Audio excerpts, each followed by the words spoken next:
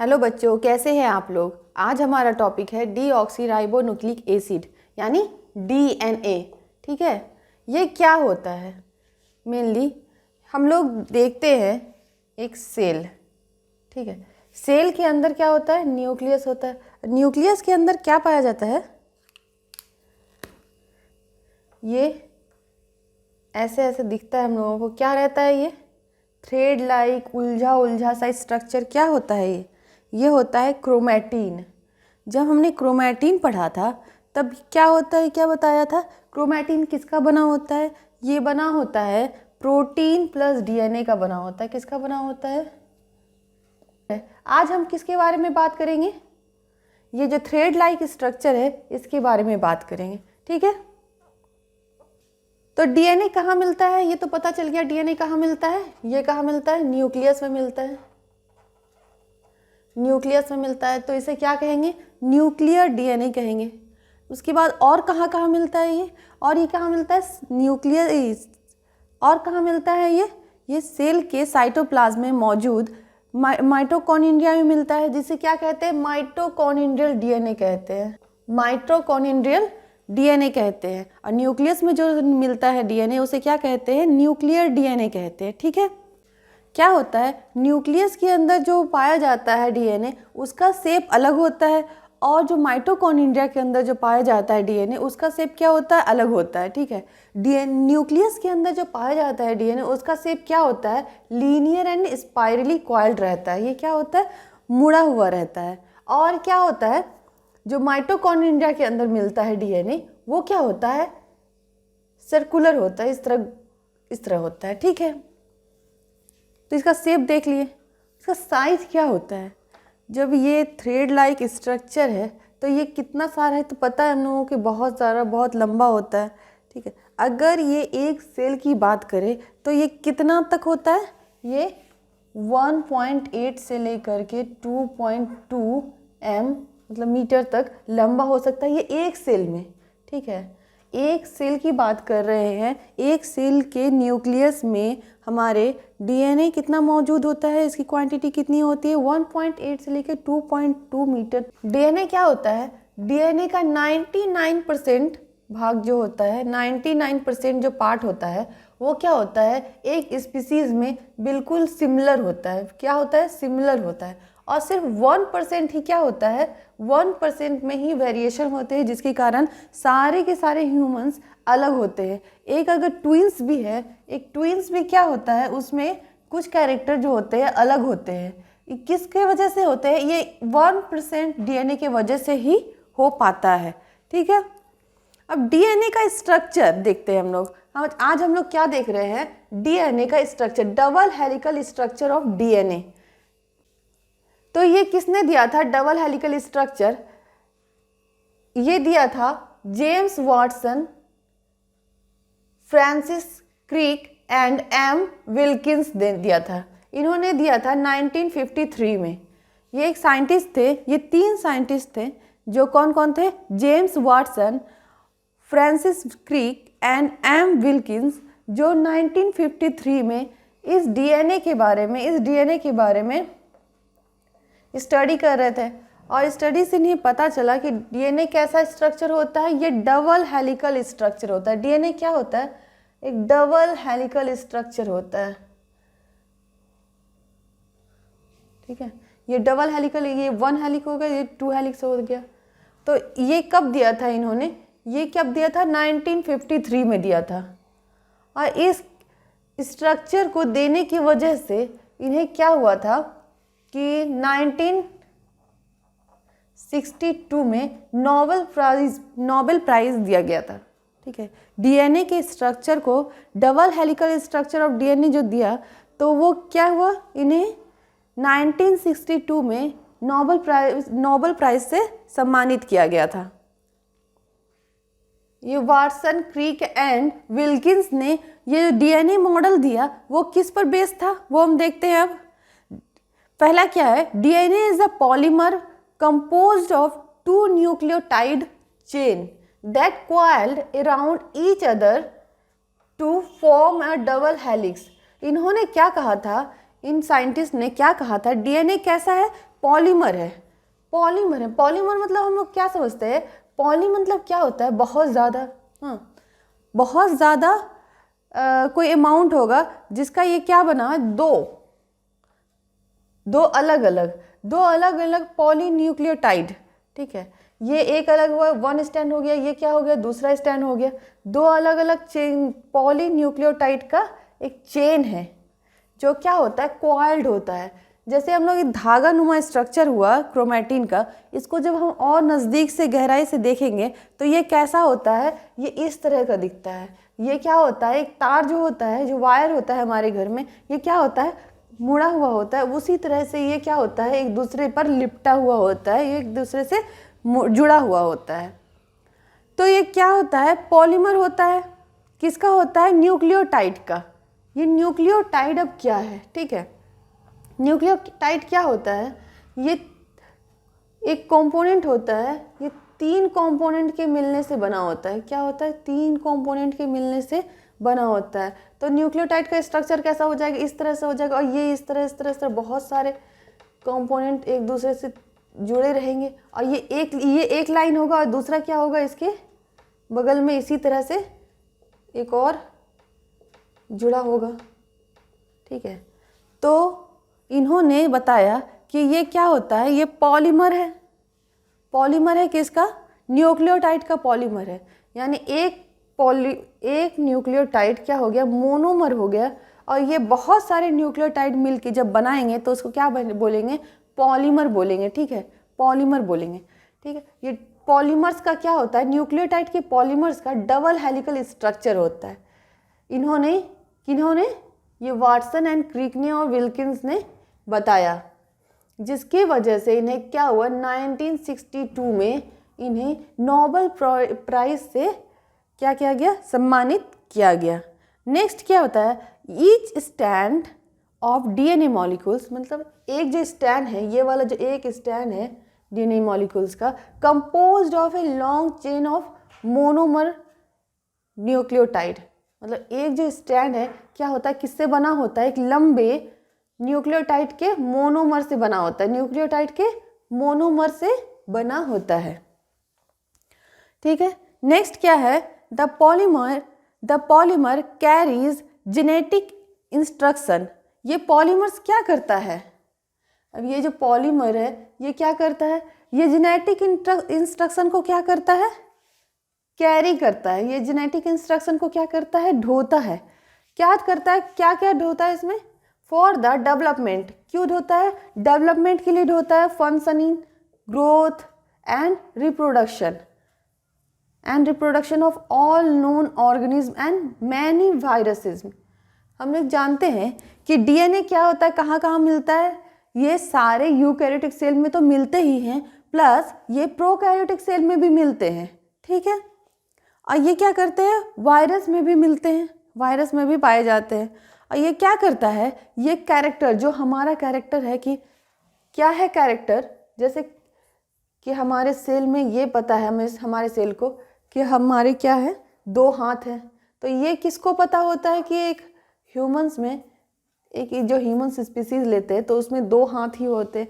तो ये गुण दूसरे जनरेशन में कैसे जाता है कि बच्चे को भी 2 ही हाथ, तीसरा हाथ नहीं हो जाए, उसके लिए ये इन्फॉर्मेशन कौन देता है, तो ये कौन देता है, ये डीएनए ही ये इन्फॉर्मेशन बताता है कि जो हमारे जो ऑफस्प्रिंग है, हमारे जो नेक्स्ट जनरेशन में क्या क्या फंक्शन होना चाहिए, जैसे 2 हाथ, 2 पैर, 2 आँख, 2 कान, हाँ, ये और इस सब की जगह कहाँ कहाँ होना चाहिए, ये सारा जो इन्फॉर्मेशन होता है ये किस में होता है, ये डीएनए में मौजूद होता है। ये कहाँ होता है, ये डीएनए में मौजूद होता है। और ये ही कैरेक्टर क्या करता है, ये दूसरे जनरेशन में देता है।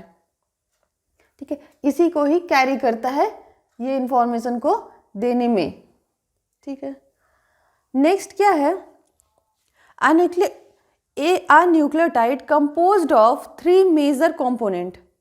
ठीक है, ये जो हम लोग उतना देर से पढ़ रहे हैं, पॉलीन्यूक्लियोटाइड का चेन होता है, ये चेन होता है, ये तो चेन होता है, समझ गए। तो ये पॉलीन्यूक्लियोटाइड क्या है, अब ये पॉलीन्यूक्लियोटाइड क्या होता है, 3 मेजर कंपोनेंट का बना होता है। अब हम लोग देखें क्या, ये क्रोमैटिन, क्रोमैटिन किसका बना होता है? डीएनए एंड प्रोटीन का बना होता है। अब डीएनए जो है, डीएनए किसका किसका बना होता है? डीएनए होता है, ये एक चेन है लंबा न्यूक्लियोटाइड का। अब ये न्यूक्लियोटाइड क्या है? तो न्यूक्लियोटाइड भी 3 प्रकार के कंपोनेंट का मिलकर बना होता है, ठीक है। अब वो कंपोनेंट क्या क्या होता है? पहला होता है क्या?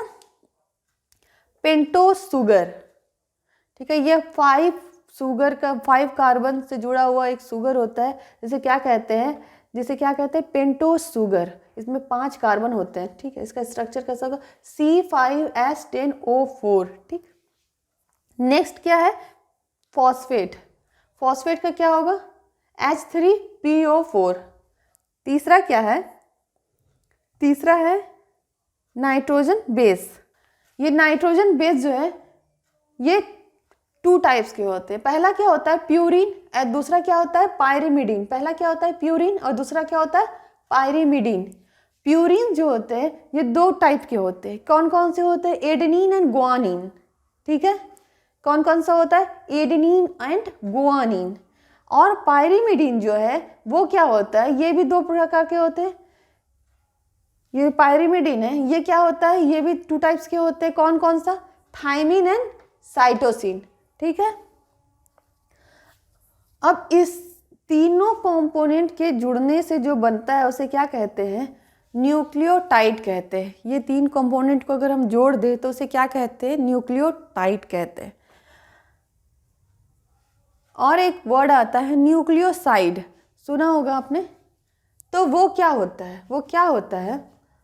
अगर इस न्यूक्लियोटाइड से हम फॉस्फेट ग्रुप को हटा दें तो क्या हो जाएगा? हमें क्या मिलता है? पेंटोज शुगर और नाइट्रोजन बेस मिलता है। तो इस पेंटोज शुगर और नाइट्रोजन बेस के कॉम्बाइंड स्ट्रक्चर को क्या कहते हैं? न्यूक्लियोसाइड कहते हैं। क्या कहते हैं? इसके कॉम्बाइंड स्ट्रक्चर को क्या कहते हैं? इसके कॉम्बाइंड स्ट्रक्चर को क्या कहते हैं? न्यूक्लियोसाइड कहते हैं, ठीक है। न्यूक्लियोटाइड से फॉस्फेट को हटा दे तो क्या बन जाएगा? न्यूक्लियोसाइड बन जाएगा। मगर हमें अभी क्या कह लेना है? न्यूक्लियोटाइड ही देखना है, ठीक है। इसलिए हम लोग इसके तीनों स्ट्रक्चर को कॉम्बाइन करके देखेंगे कि क्या किस तरह का ये स्ट्रक्चर डीएनए का बनता है। डीएनए का स्ट्रक्चर कैसा होता है? 2 स्टैंड का बना होता है। तो ये एक स्टैंड ये हो गया और दूसरा स्टैंड क्या हो गया? ये हो गया, ठीक है।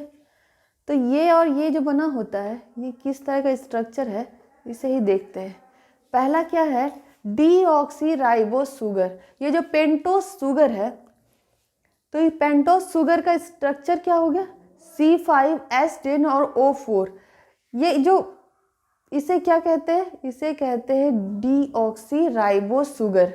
इस शुगर का क्या नाम है? Deoxyribose sugar. और उसका स्ट्रक्चर इस तरह होता है। इसमें क्या होता है? पहला कार्बन यहाँ है, दूसरा कार्बन कहाँ है? यहाँ है, तीसरा यहाँ, चौथा और ये 5वां होता है। ये क्या होता है? 5वां। और यहाँ क्या होता है? ऑक्सीजन ग्रुप लगा रहता है। इससे हाइड्रोक्सिल ग्रुप यहाँ है, इसका हाइड्रोक्सिल ग्रुप यहाँ है, इसका यहाँ और इसका भी इधर होता है। और क्या होता है? यहाँ पर क्या होता है? यहाँ पर सिर्फ हाइड्रोजन रहता है।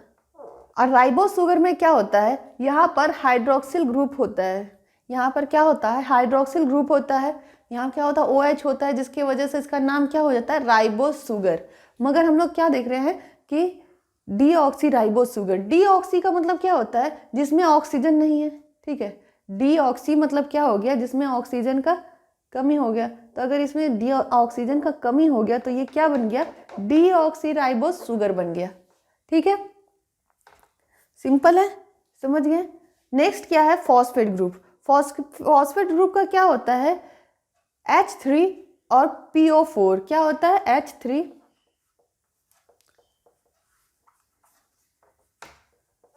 PO4।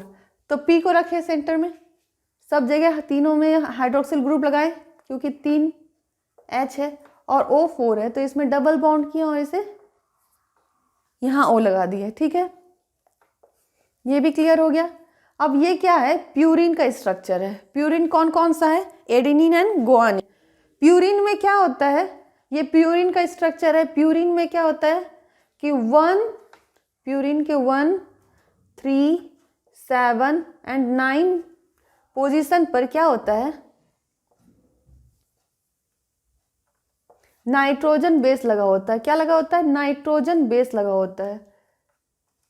ठीक है, नेक्स्ट क्या है, पायरिमिडीन का स्ट्रक्चर। पायरिमिडीन में क्या होता है, 1 एंड 3 पोजीशन पे क्या लगा होता है, नाइट्रोजन बेस लगा। अब इसका स्ट्रक्चर को क्या करते हैं हम लोग, जोड़ करके देखते हैं कि ये क्या बनाता है, किस तरह से डीएनए का स्ट्रक्चर बनाता है। ठीक, अब इसका स्ट्रक्चर देखते हैं कि इसका स्ट्रक्चर डीएनए का कैसा होता है। ये क्या हो गया, ये ऑक्सीजन हो गया। इससे क्या होता है, यहाँ क्या है 1, ये क्या है 1 कार्बन, 2, 3, 4, और इससे क्या होता है, जुड़ा होता है 5th कार्बन।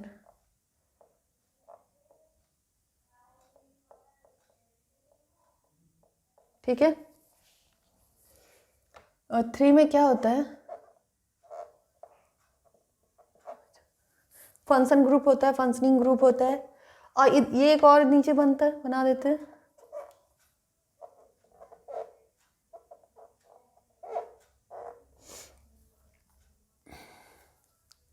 ये क्या है 1, 2, 3, 4 एंड यहाँ से क्या होता है 5th कार्बन जुड़ा होता है, CH2OH। ठीक है, ये क्या है 5th है।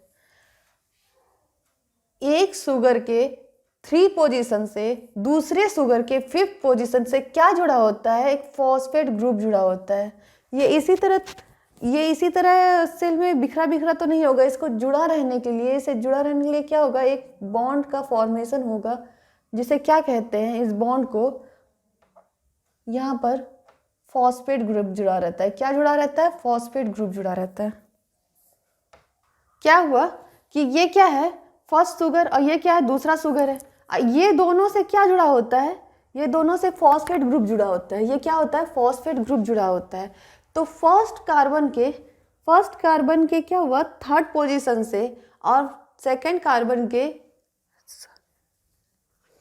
फर्स्ट शुगर के 3rd पोजीशन पे और दूसरे शुगर के 5th पोजीशन से क्या जुड़ा होता है, फॉस्फेट ग्रुप जुड़ा रहता है। ठीक है, और ये क्या हुआ 5th, जहाँ पर जो शुगर का 5 जो ये कार्बन है, ये क्या हुआ, ये क्या होता है, खाली रहता है। इसी तरह जब एक लंबा चेन बनेगा तो ये क्या होगा, लास्ट का 3 वाला ये खाली रह जाएगा और यहाँ पर क्या हो जाए 5th तो खाली है।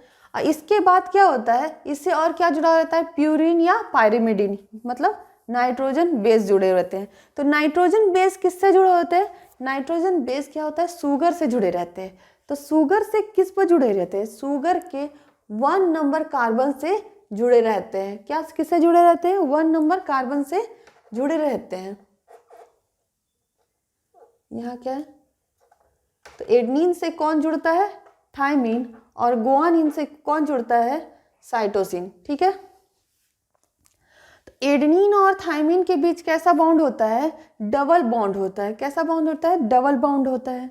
और गुआनिन की साइटोसिन से ट्रिपल बॉन्ड से जुड़ा रहता है। ठीक है, अब यह बॉन्ड जो का फॉर्मेशन किया, ये जो बॉन्ड का फॉर्मेशन किया तो सबका नाम होता होगा कुछ ना कुछ। तो इस बॉन्ड का नाम क्या है, ये कौन बॉन्ड से जुड़ा रहता है, ये जो बॉन्ड बनाता है ये कौन बॉन्ड से जुड़ा रहता है, ये फॉस्फेट डाइएस्टर बॉन्ड से जुड़ा रहता है शुगर से। फॉस्फेट जो शुगर से जुड़ा रहता है वो किस बॉन्ड के जरिए जुड़ा रहता है, फॉस्फेट डाइएस्टर बॉन्ड से जुड़ा रहता है। ठीक है, और कौन एक बॉन्ड दिख रहा है यहाँ पर दिख रहा है शुगर विथ नाइट्रोजन बेस। ये वाला जो बॉन्ड है कार्बन के 1 पोजीशन से जो जुड़ा रहता है आपके नाइट्रोजन बॉन्ड, नाइट्रोजन बेस, तो वो उस बॉन्ड को क्या कहते हैं, उस बॉन्ड को क्या कहते हैं हम लोग, ग्लाइकोसाइडिक बॉन्ड कहते हैं। इसे क्या कहते हैं, ग्लाइकोसिडिक बॉन्ड कहते हैं। इस बॉन्ड को क्या कहते हैं, ग्लाइकोसिडिक बॉन्ड कहते हैं। एक और बॉन्ड होता है, कौन बॉन्ड होता है, नाइट्रोजन बेस के बीच में बॉन्ड होता है। तो उस बॉन्ड को क्या कहते हैं, इसे क्या कहते हैं, हाइड्रोजन बॉन्ड कहते हैं। हाइड्रोजन बॉन्ड कहते हैं। यानी कुल मिलाकर के एक डीएनए में कितने बॉन्ड का फॉर्मेशन हो रहा है? तो 3 बॉन्ड का फॉर्मेशन हो रहा है। पहला कौन सा है? जो सुगर विथ दो सुगर के बीच जो एक को जोड़ने वाला जो दो सुगर को जोड़ने वाला जो है फॉस्फेट, उसके बीच में और शुगर के बीच में जो बॉन्ड का फॉर्मेशन हो रहा है उसे क्या कहते हैं? फॉस्फोडाइएस्टर बॉन्ड कहते हैं। ठीक है। दूसरा क्या है? दूसरा कौन सा बॉन्ड है? दूसरा है आपके शुगर और नाइट्रोजन बेस के बीच में जो बॉन्ड जुटा होता है, तो उसे क्या कहते हैं? ग्लाइकोसिडिक बॉन्ड कहते हैं। तीसरा कौन सा होता है कि एक नाइट्रोजन बेस दूसरे नाइट्रोजन बेस से जो जुड़ा होता है, वहां पर एक बॉन्ड का फॉर्मेशन होता है, उसे क्या कहते हैं? हाइड्रोजन बॉन्ड कहते हैं। ठीक है। दो शुगर के बीच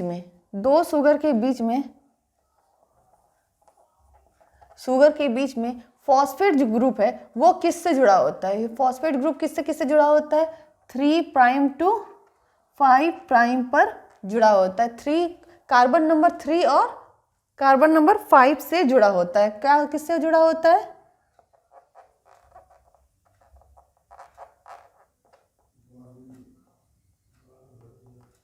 carbon number 3 to carbon number 5 पर जुड़ा होता है। तो इस बाउंड को क्या कहते हैं?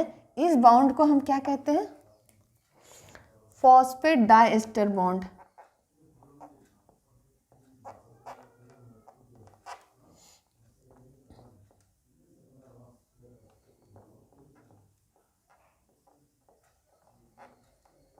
इसे क्या कहते हैं? इस बॉन्ड को क्या कहते हैं? फॉस्फेट डाइएस्टर बॉन्ड, जो यहाँ पे बनता है।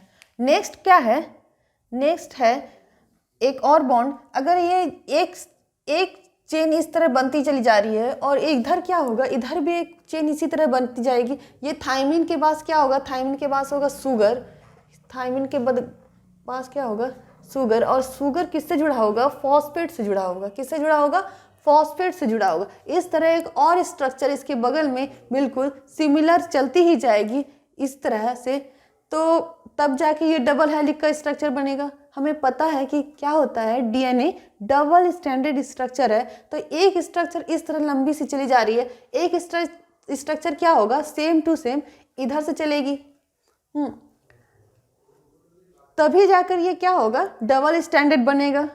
और ये क्या होता है डबल स्टैंडर्ड? ये क्या होता है? एक दूसरे से बिल्कुल पैरेलल चलती है। बिल्कुल कैसी चलती है? बिल्कुल पैरेलल चलती, इस तरह और इस तरह चलती, पैरेलल चलती है। ये एक दूसरे को क्या क्रॉस नहीं करती, ये एक दूसरे से क्रॉस नहीं करती है। ठीक है। नेक्स्ट कौन सा बॉन्ड बनाता है? एक बॉन्ड तो यहाँ बना शुगर और नाइट्रोजन के बीच में, जिसे क्या कहते हैं? हाइड्रोजन बॉन्ड कहते हैं। दूसरा क्या होता है? शुगर और फॉस्फेट के बीच में बनता है, जिसे क्या कहते हैं? फॉस्फेट डाइएस्टर बॉन्ड कहते हैं। पहला क्या होता है? दो शुगर या फर्स्ट शुगर नंबर, दूसरा शुगर नंबर, दो शुगर के बीच में जो बॉन्ड बनता है, दो शुगर को जोड़ने के लिए जो एक बॉन्ड बनता है फॉस्फेट के बीच में। ठीक है। दो शुगर के जोड़ने वाला कड़ी को क्या है? फॉस्फेट है। और इस दोनों के बीच में एक बॉन्ड बनता है, जिसे क्या कहते हैं? इसे क्या कहते हैं? फॉस्फेट डाइएस्टर बॉन्ड कहते हैं।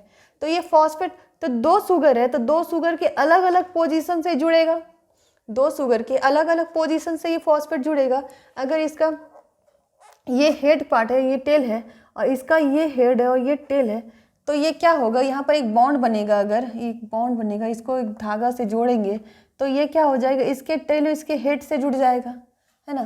तो इसलिए तो ये क्या हो गया? इसके जो टेल पर जो है क्या है? 3 प्राइम है, और इसके हेड पर क्या हो गया? 5 प्राइम हो गया। तो इसे क्या कहते हैं? 3' to 5' पोजीशन से जुड़ता है फॉस्फेट, तो उस बॉन्ड को क्या कहते हैं? फॉस्फेट डाइएस्टर बॉन्ड कहते हैं। ठीक है। ये पहला बॉन्ड हुआ। और कौन सा बॉन्ड का फॉर्मेशन करता है यहाँ पर?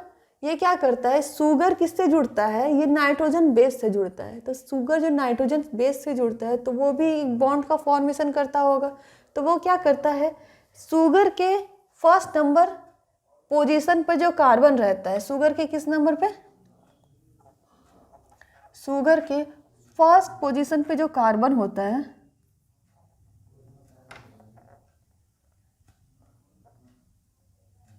फर्स्ट पोजीशन जो कार्बन है, ठीक है, उससे क्या जुड़ा रहता है, वो पायरिमिडीन जुड़ा रहता है, प्यूरिन या पायरिमिडीन यानी नाइट्रोजन बेस जुड़ा होता है। हाँ।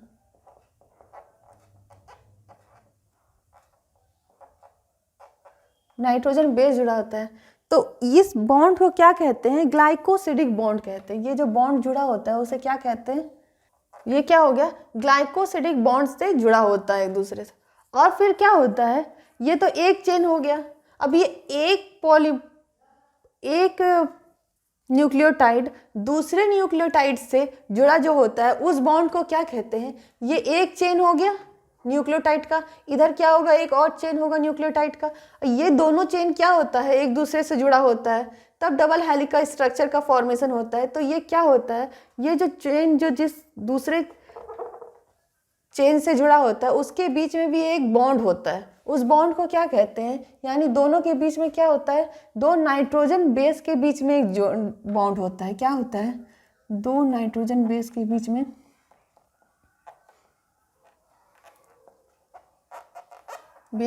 में क्या होता है, एक बॉन्ड होता है, जिसे क्या कहते हैं हम, हाइड्रोजन बॉन्ड कहते हैं। हाइड्रोजन बॉन्ड कहते हैं। अब दो नाइट्रोजन बेस के बीच में जो बॉन्ड होता है हाइड्रोजन बॉन्ड, तो अब क्या होता है, एडेनिन के साथ पता है हमें कि डबल हाइड्रोजन बॉन्ड्स के साथ जुड़ता है, और गुआनिन साइटोसिन के साथ ट्रिपल हाइड्रोजन बॉन्ड के साथ जुड़ा हो। देखिए यहाँ मेड अप ऑफ 2 स्टैंड।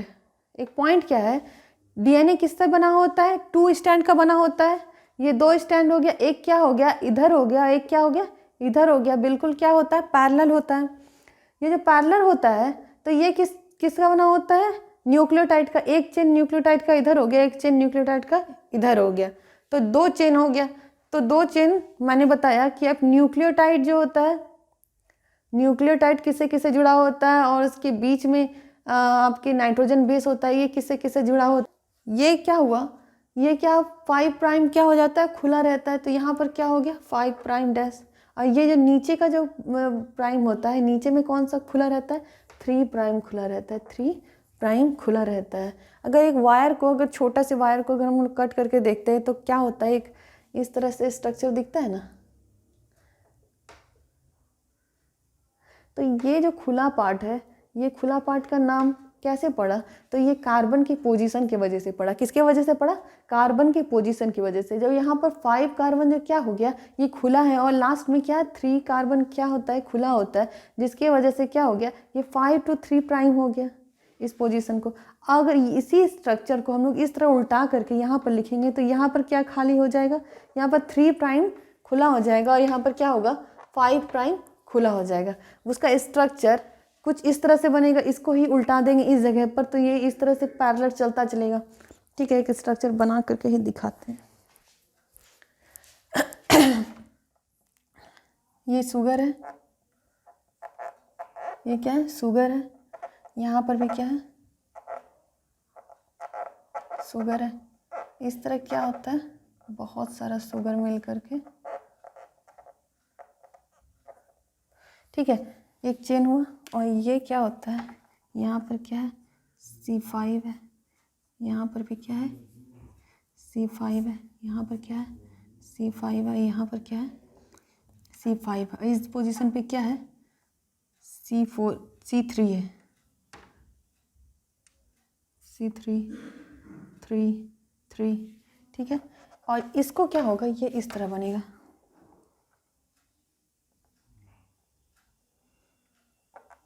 ये क्या हो गया, ये क्या हो गया, उल्टा बनेगा। ठीक है, ये इस तरह से चलता चलेगा।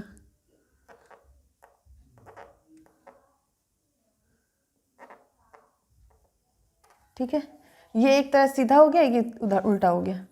तो इसमें कैसा हो जाएगा,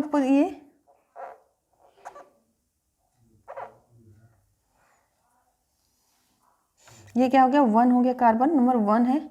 यहाँ पर क्या है, कार्बन नंबर 1 यहाँ पे है। ये क्या है, 1 हो गया, यहाँ 2 हो गया, ये 1 है, तो यहाँ पर क्या हो गया 2, ये क्या हो गया 3, ये क्या है 4, और यहाँ से क्या होता है 5, है ना। इस तरह उल्टा उल्टा करके चलेगा। यहाँ पर 3 पोजीशन है, यहाँ पर क्या है 5 पोजीशन है, यहाँ पर कौन सा पोजीशन हो गया 3 पोजीशन है, यहाँ पर क्या हो गया 5 पोजीशन, यहाँ पर क्या है 3 पोजीशन है, इस जगह पर क्या है 5 पोजीशन। ठीक है, इस तरह समझ आ गया आपको। एक शुगर का चेन है और ये क्या होता है यहाँ पर 3 to 5 क्या जुड़ा रहता है, फॉस्फेट जुड़ा रहता है। 3 to 5 क्या जुड़ा रहता है, फॉस्फेट। 3 to 5 क्या जुड़ा रहेगा यहाँ पर, फॉस्फेट। 3 to सॉरी यहाँ पर 3 है और यहाँ पर 5 है, यहाँ पे 5 है, तो यहाँ पर क्या जुड़ा रहेगा, फॉस्फेट जुड़ा रहेगा। ठीक है, यहाँ पर 3 है और नीचे क्या होगा 5 होगा, इसी तरह से चलता चलेगा और लास्ट में क्या हो जाएगा 3 पोजीशन यहाँ पर दिख रहा है ना, ये क्या हो जाएगा, ये खाली हो जाएगा।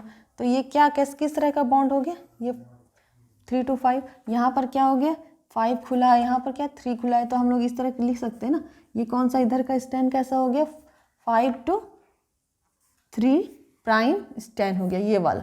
ये वाला क्या हो गया इधर, इधर क्या 3 खुला हुआ है। ठीक है, 3 किसी से नहीं जुड़ेगा, 3 फॉस्फेट ग्रुप से नहीं जुड़ेगा। यहाँ पर क्या होगा 5 to 3 जुड़ जाएगा, यहाँ पर भी क्या होगा 5 to 3 जुड़ेगा, यहाँ पर क्या होगा 5 to 3 जुड़ेगा, यहाँ पर क्या हो गया 5 यहाँ पर खुला है, यहाँ पर 3 खुला है। तो ऊपर से देखेंगे तो 5 प्राइम यहाँ है, 3 प्राइम यहाँ है। इस स्टैंड को क्या नाम देंगे 3 to 5 डैश प्राइम। ये क्या हो गया 3 प्राइम to 5 प्राइम DNA। ये वाला क्या हो गया, ये वाला स्ट्रक्चर क्या हो गया 5 to 3 डैश, ये वाला क्या हो गया 3 डैश to 5 डैश, ये वाला क्या हो गया 5 डैश to 3 डैश। ठीक है, अब ये क्या होता है, ये दोनों भी जुड़ा होता है, यहाँ पर 1 कार्बन है, यहाँ पर 1 कार्बन है, ये क्या हो गया यहाँ पर नाइट्रोजन बेस हो गया। ये अगर एडेनिन है, यहाँ पर थाइमिन है, तो ये double hydrogen bond to adenine से जुड़ेगा। फिर यहाँ पर क्या होगा नाइट्रोजन बेस होगा, फिर यहाँ पर क्या होगा ये 1 कार्बन एक दूसरे से जुड़ता चला जाएगा। ठीक है, ये इस तरह से दिखेगा।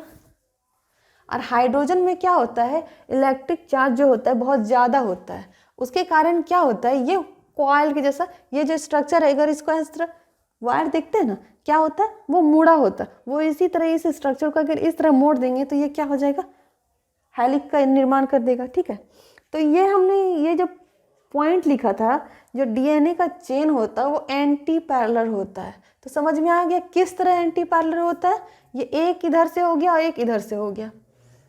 ठीक है, एक और पॉइंट है जो बताना है, जो ये प्यूरिन है, जो ये प्यूरिन बेस यहाँ पर जो नाइट्रोजन बेस जो जुड़ा होता है, सॉरी ये जो नाइट्रोजन बेस जो जुड़ा होता है वो क्या होता है, वो भी अलग अलग पोजीशन पे जुड़ा होता है। वो क्या होता है, अब ये तीसरा पॉइंट क्या है, both chain are complementary to each other, purine with pyrimidine. ठीक है, ये दूसरे से क्या होता है, बिल्कुल कॉम्प्लीमेंट्री होता है। स्ट्रक्चर मैंने समझाने का कोशिश किया है आपको सिंपल में कि किस तरह होता है। ये यहाँ पर थोड़ा सा गंदा हो गया, और यहाँ पर जो मैंने समझाया है ये कौन कौन बॉन्ड होता है, ये क्या सुगर 1 सुगर है, ये क्या है नंबर 2 सुगर है, ये दोनों क्या होता है एक दूसरे से फॉस्फेट के जरिए जुड़ा होता है, फॉस्फेट ग्रुप के जरिए जुड़ा होता है। किस पोजीशन से जुड़ा होता है, कार्बन के क्या होता है 3rd नंबर पोजीशन और 5th नंबर पोजीशन से जुड़ा होता है। और ये कौन सा बॉन्ड बनाता है, फॉस्फेट डाइस्टर बॉन्ड बनाता है। और ये क्या बनाता है, शुगर और नाइट्रोजन बेस भी एक बॉन्ड से जुड़ा होता है, जिसे क्या कहते हैं ग्लाइकोसिडिक बॉन्ड कहते हैं। तीसरा बॉन्ड क्या बनाता है, एडेनिन प्यूरिन टू पायरिमिडीन के बीच एक और बॉन्ड बनता है, जिसे क्या कहते हैं हाइड्रोजन बॉन्ड कहते हैं। ठीक है, यहाँ तक बिल्कुल समझ में आ गया ना। अब इसे एक और बात, ठीक है एक और पॉइंट है जो हमने बताया कि वाटसन